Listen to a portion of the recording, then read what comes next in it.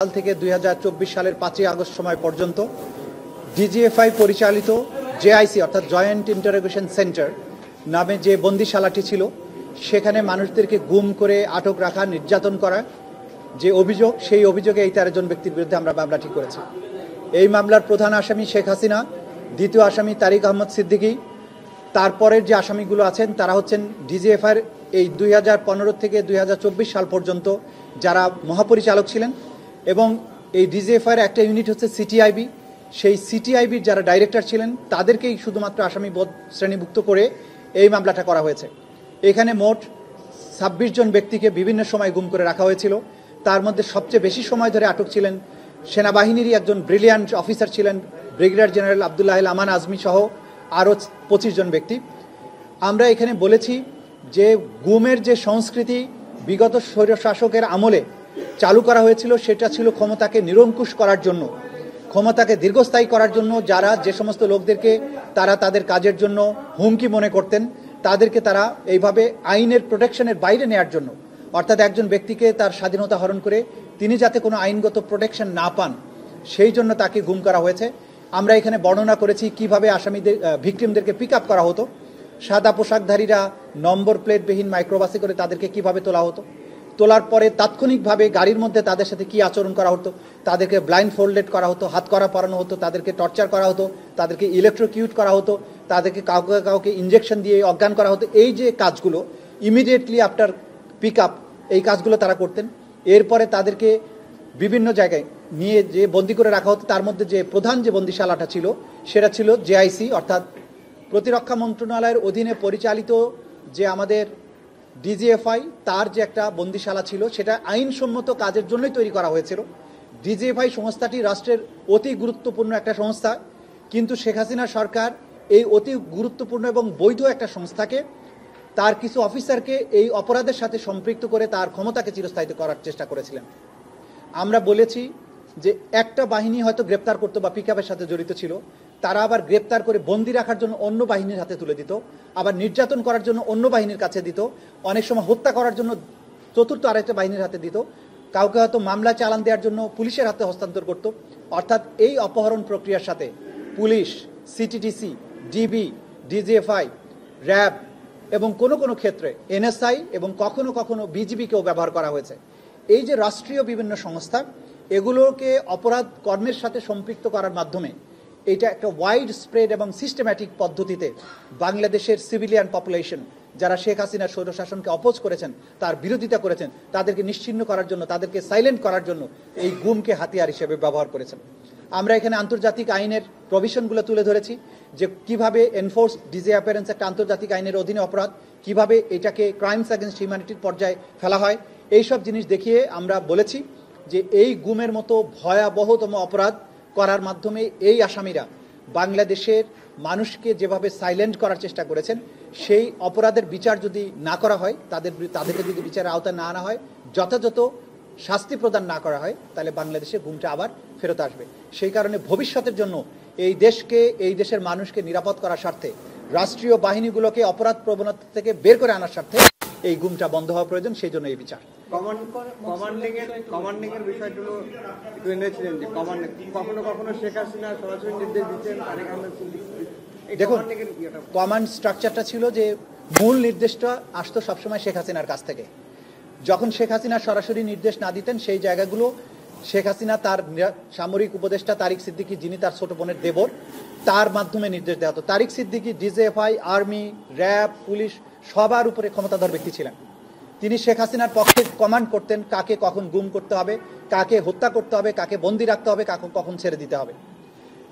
শেখ হাসিনার পরে তারিক সিদ্দিকী আবার কমান্ড করতেন ডিজিএফআর ডিজিদেরকে। সুতরাং কমান্ড স্ট্রাকচার অনুযায়ী প্রাইম মিনিস্টার, নিরাপত্তা উপদেষ্টা, ডিজি এবং তারপরে ডিজির আন্ডারে ছিলেন সিটিআইবি ডাইরেক্টররা, যারা মূলত এই জেআইসি নামক বন্দিশালাটা পরিচালনার দায়িত্বে ছিলেন। তারা এই নির্দেশটা পালন করতেন। সুতরাং পুরো মামলাটাই ভিত্তি হচ্ছে কমান্ড স্ট্রাকচারের উপরে দাঁড়িয়ে আছে। সুপিরিয়র সাবঅর্ডিনেট রিলেশনশিপ এখানে আছে। তারা আবার সিটিআইবি ডাইরেক্টররা ভেতরে এমওডিসি বা অন্য স্টাফদের মাধ্যমে এটা কার্যকর করেছেন। সুতরাং তারাও একটা কমান্ড স্ট্রাকচার এখানে ব্যবহার করেছেন। সম্মিলিতভাবে সবাই তারা একটা অপরাধ, ফৌজদারি অপরাধের সাথে সম্পৃক্ত, যেটাকে আমাদের আইনের ভাষায় বলা হয় জয়েন্ট ক্রিমিনাল এন্টারপ্রাইজ। সম্মিলিতভাবে এই অপরাধটা তারা করেছেন। সুতরাং এই মামলার ক্ষেত্রে কমন রেসপন্সিবিলিটির দায়ে এই আসামিরা অভিযুক্ত, তারা জেসিই বা জয়েন্ট ক্রিমিনাল এন্টারপ্রাইজের দায়ে তারা অভিযুক্ত। আচ্ছা, আমরা এই মামলাতে যে বন্দিশালাগুলো ছিল সেগুলোর বর্ণনা তুলে ধরেছি। গত মামলাতে আমরা টিএফআই সেল অর্থাৎ র্যাবের পরিচালিত যে বন্দিশালাটা ছিল সেটার বর্ণনা তুলে ধরেছি। আজকে জেআইসি অর্থাৎ জয়েন্ট ইন্টারোগেশন সেন্টার, যেটাকে আয়নাঘর বলা হয়, সেইটার বিবরণ তুলে ধরেছি, যেটা ঢাকা ক্যান্টনমেন্টের ভেতরে ডিজিএফআইয়ের সদর দপ্তরের দক্ষিণ পাশে মেস বির মাঝখানে একটা দ্বিতল বিশিষ্ট ভবন, যেখানে অসংখ্য ছোট ছোট খোপের মতো বন্দিশালা আছে, যেগুলো প্রথমত মোটা রডের যে গ্রিল দেওয়া আছে, তার বাইরে স্টিলের ঢাকনা দেওয়া আছে। এখানে ভিতরে কোনো লাইটের ব্যবস্থা নাই। প্রত্যেকটা সেলের ভিতরে একটা সিসিটিভি ক্যামেরা লাগানো আছে। ভেন্টিলেশনের জন্য ক্ষুদ্র একটা ভেন্টিলেশনের জায়গা আছে, যেখানে একটা এক্সস্ট ফ্যান চালানো থাকতো। যখনই কোনো আজান হতো বা বাইরের কোনো শব্দের কারণে আসামিরা তাদের অবস্থান বুঝতে পারবে, সেই রকম সময় হলে করিডোরে যে এক্সস্ট ফ্যান ছিল অনেকগুলো, সেগুলো তীব্র শব্দ করতো, সেগুলো চালিয়ে দেওয়া হতো। কখনো কখনো সাউন্ড বক্সে উচ্চ শব্দে গান বাজানো হতো। কখনো কখনো তাদের সেলের ভেতরে যে এক্সস্ট ফ্যানগুলো ছিল সেগুলোকে চালিয়ে দেওয়া হতো। ফলে অসহ্য শব্দে অনেকের কান বধির হয়েছে এবং তারা বাইরের কোনো আওয়াজ শুনতে পেতেন না। কখনো কখনো কোনো বন্দী হঠাৎ করে এক্সস্ট ফ্যান চালানোর আগেই হয়তো মসজিদের মাইক থেকে আজানের শব্দ শুনেছেন, কখনো জুমার খুতবা শুনেছেন, কখনো ঘোষণা শুনেছেন যে এই এলাকার অমুক ব্যক্তি ইন্তেকাল করেছেন, তার জানাজা অমুক মসজিদে এতটার সময় অনুষ্ঠিত হবে। কেউ কেউ এটা শুনে ফেলেছেন তাদের এই শব্দ নিয়ন্ত্রণ করার পরেও, এবং তা থেকে তারা বুঝতে পেরেছেন যে এটা ডিজিএফআই এর এই জায়গায় অবস্থিত একটা সেল।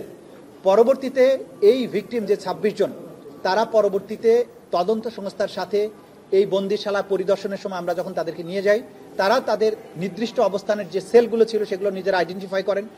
দেয়ালের কোনায় কেউ কেউ নাম লিখে এসেছিলেন, অন্যান্য আলামত দেখে তারা তাদের অবস্থানগুলো শনাক্ত করেছেন। এবং আমরা আদালতে এটাও তুলে ধরেছি যে এই বন্দিশালাগুলো আমরা ভিডিও করে নিয়ে এসেছি, সেগুলো ট্রায়ালের পর্যায়ে আমরা আদালতের সামনে তুলে ধরবো যে কতটা নিষ্ঠুর এই বন্দিশালাটা ছিল। আমরা আজও বলেছি যে এখানে 20 জন 25 জন বন্দী যদি সবসময় থাকতো, সবার ব্যবহারের জন্য বাথরুমের সামনে একটা গামছা, নোংরা অপরিচ্ছন্ন একটা সেটাই সবাইকে হাত মুখ মুছতে হতো, গোসলের সময় ব্যবহার করতে হতো।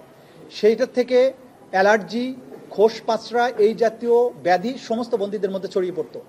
এবং খুব কমনলি বন্দীরা বলেছেন সবার তাদের চোখ উঠতো, কারণ এত নোংরা ছিল, এটাতে মুখ মুছলে সবারই চোখ উঠতো। এরপরে একটা টুথব্রাশ রাখা হতো, সেই ব্রাশ দিয়ে হয়তো 25 জনকে ব্রাশ করতে বলা হতো। এই ধরনের ইল ট্রিটমেন্ট, একটা মানুষকে কতটা অমানবিক পরিবেশে রাখা যায় তার ব্যবস্থা এখানে ছিল। এই সেলটাই গত এই 15 বছর ধরে আসামিরা মেনটেন করেছেন, সেই কারণে তাদের বিরুদ্ধে এই অভিযোগগুলো আনা হচ্ছে।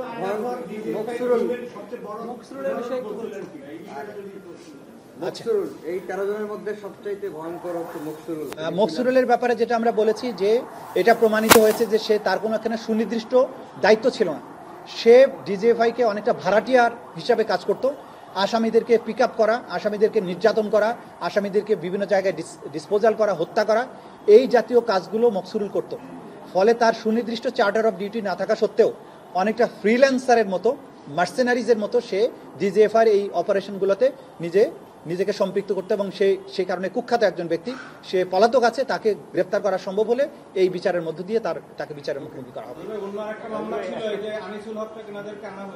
না, ওইটা অন্য একটা মামলা, সেগুলো আমরা সময় নিয়েছি, যেহেতু তাদের বিরুদ্ধে ফরমাল চার্জ দাখিল হয়েছে। আপাতত এই মামলাগুলোর ব্যাপারে আমরা সময় নিচ্ছি। তাদের বিরুদ্ধে যেহেতু আলাদাভাবে আনুষ্ঠানিক অভিযোগ দাখিল হয়েছে, সেটা নিয়ে আমরা এখন সামনে অগ্রসর। একটা ছোট কোশ্চেন, আপনি 5টা অভিযোগে যে কয়জনের কথা বলেন ওখানে 38 জন আসে, কিন্তু আবার মোটা থেকে 26 জনের কথা বলেন। না, এটা হচ্ছে যে মূল বন্দী আসলে 26 জন, কেউ বিভিন্ন সেগমেন্টে ছিলেন, সেই কারণে আপনার কাছে 38 জন মনে হতো। রিপিট আছে, রিপিটেশন আছে। Thank you.